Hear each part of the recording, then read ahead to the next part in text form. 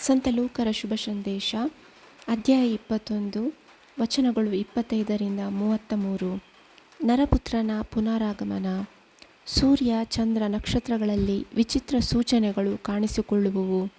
ಮೊರೆಯುವ ತೆರೆಗಳ ಹಾಗೂ ಬೋರ್ಗರೆಯುವ ಸಮುದ್ರದ ನಿಮಿತ್ತ ಭೂಮಿಯಲ್ಲಿ ಜನಾಂಗಗಳು ದಿಕ್ಕುತೋಚದೆ ತತ್ತರಿಸಿ ಹೋಗುವುವು. ಗ್ರಹಶಕ್ತಿಗಳು ಕದಲುವುದರಿಂದ ಧರೆಯಲ್ಲಿ ಏನೇನು ಸಂಭವಿಸುವುದೋ ಎಂಬ ಭಯಭೀತಿಯಿಂದ ಮಾನವರು ದಿಗ್ಭ್ರಮೆಗೊಳ್ಳುವರು. ಆಗ ನರಪುತ್ರನು ಮಹಾಶಕ್ತಿಯಿಂದಲೂ ಮಹಿಮಾ ಪ್ರಭಾವದಿಂದಲೂ ಮೇಘಾರೂಢನಾಗಿ ಬರುವುದನ್ನು ಜನರು ಕಾಣುವರು. ಇವೆಲ್ಲವೂ ಸಂಭವಿಸಲು ತೊಡಗುವಾಗ ನೀವು ನಿರೀಕ್ಷಿಸುತ್ತಾ ತಲೆ ಎತ್ತಿ ನಿಲ್ಲಿರಿ, ಏಕೆಂದರೆ ನಿಮ್ಮ ಉದ್ಧಾರವು ಸಮೀಪಿಸಿತು. ಬಳಿಕ ಯೇಸುಸ್ವಾಮಿ ಶಿಷ್ಯರಿಗೆ ಈ ಸಾಮತೆಯನ್ನು ಹೇಳಿದರು. ಅಂಜೂರದ ಹಾಗೂ ಇತರ ಮರಗಳನ್ನು ಗಮನಿಸಿರಿ.